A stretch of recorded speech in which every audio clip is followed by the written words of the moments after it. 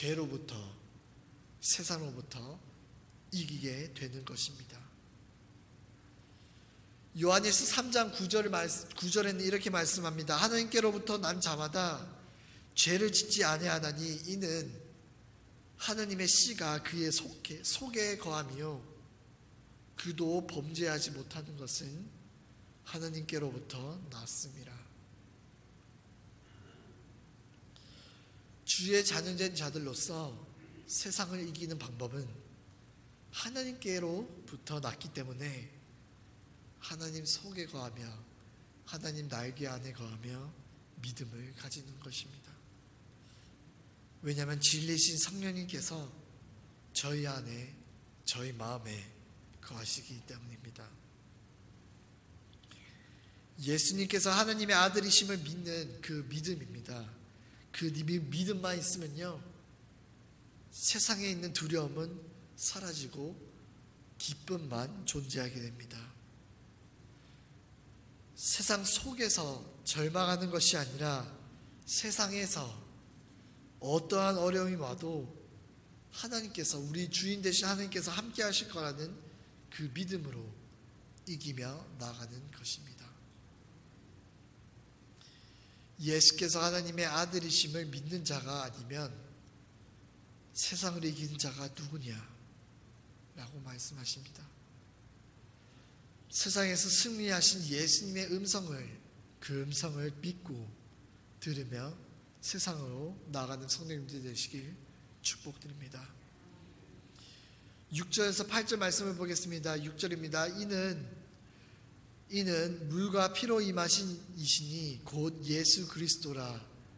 물로만 아니요 물과 피로 임하셨고 증언하는 이는 성령이시니 성령은 진리니라.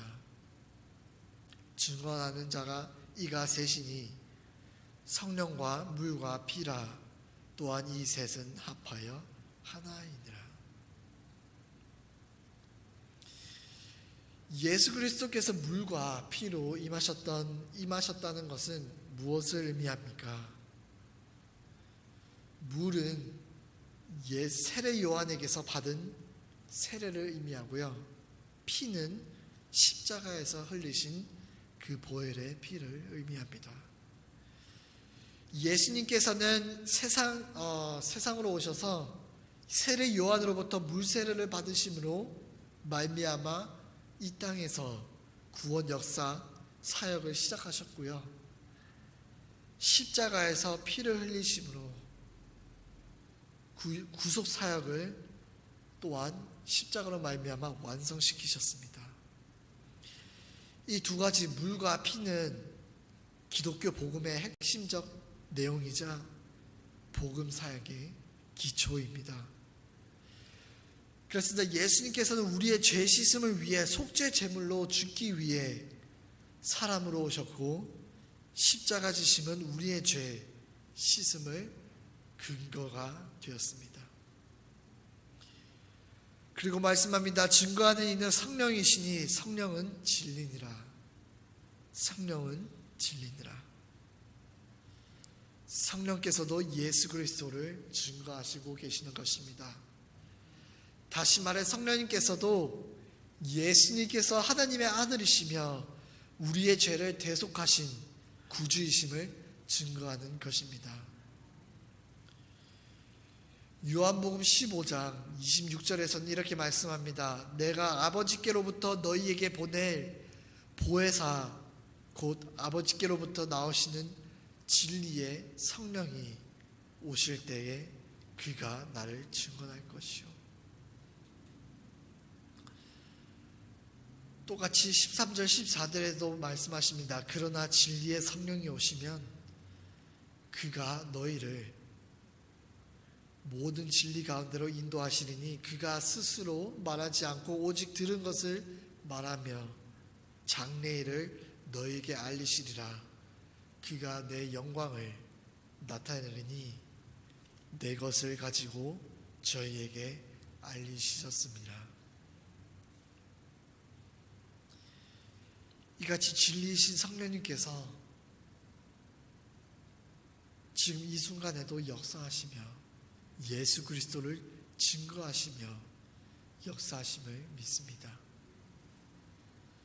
본문 9절 말씀입니다. 만일 우리가 하나님의 사람들의 증언을 받을진대 하나님의 증거는 더욱 크도다. 하나님의 증거는 이것이니 그의 아들에 대하여 증언하신 것이니라. 저희는 살아가면서 매일 새로운 증거들을 수집하면서 살아갑니다.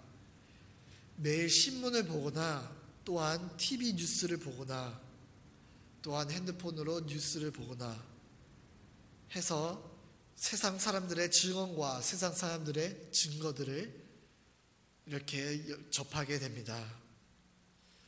그러나 오늘 말씀에서는 사람들의 증언보다 하나님의 증거가 더욱 크다고 말씀하고 있습니다. 그것은 바로 그의 아들에 대하여 증언하신 것이라고 말씀합니다. 그렇습니다. 예수님보다 더 큰 증언이 어디 있겠습니까? 이 모든 성경에 있는 모든 이 말씀들은 모두 하나님의 증거입니다. 아멘. 성령의 증거는 곧 하나님의 증거인 것입니다. 저희가 잘 아는 고린도전서 12장 3절 말씀에서 이렇게 말씀합니다. 그러므로 내가 너희에게 알리노니 하나님의 영으로 말하는 자는 누구든지 예수를 저주할 자가 자라하지 아니하고 또 성령으로 아니하고는 누군지 예수를 주시라 할 수 없느니라. 진리이신 성령님이 그 증거 자체이신데 이 세상 뉴스들이 도대체 무엇이 중요한 말입니까? 그리고 말씀합니다. 10절입니다. 하나님의 아들을 믿는 자는 자기 안에 증거가 있고 하나님을 믿지 아니하는 자는 하나님을 거짓말하는 자로 만드나니 이는 하나님께서 그 아들에 대하여 증언하신 증거를 믿지 아니하였습니다. 하나님의 증거는 차고도 넘칩니다. 예수 그리스도에 대한 하나님의 증거는 제가 잘 아는 모세 율법을 통하여서도 선지자들을 통하여서도 또한 신약에 와서는 물과 피를 통하여 진리이신 하나님, 진리이신 예수님, 진리이신 성령님께서 우리 안에 거하시면서 그 아들 예수 그리스도를 증거하고 있습니다. 이렇게 많은 증거들이 있는데 하나님을 믿지 아니한 자는 하나님을 거짓말하는 자로 만드는 것입니다. 왜냐하면 그 증거가 뻔히 있는데 믿지 않기 때문이라고 말씀합니다.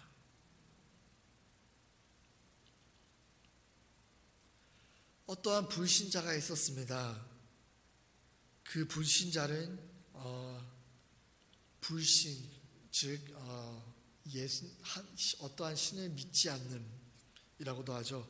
그것을 넘어서도 예수님은 신은 없다 라고 하는 무신론자도 넘쳐납니다.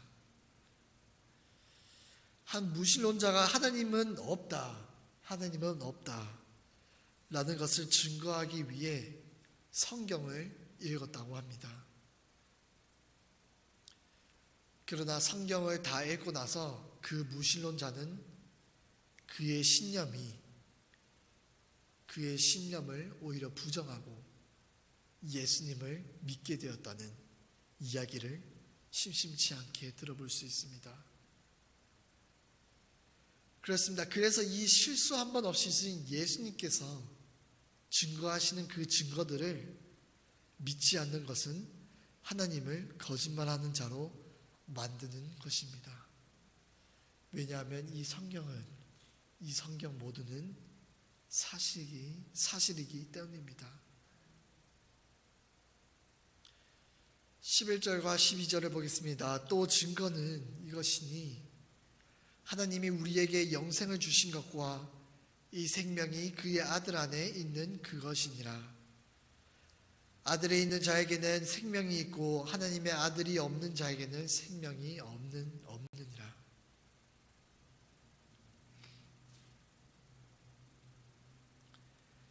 11절에 자세하게 하나님의 증거가 무엇인지 알려주고 있습니다.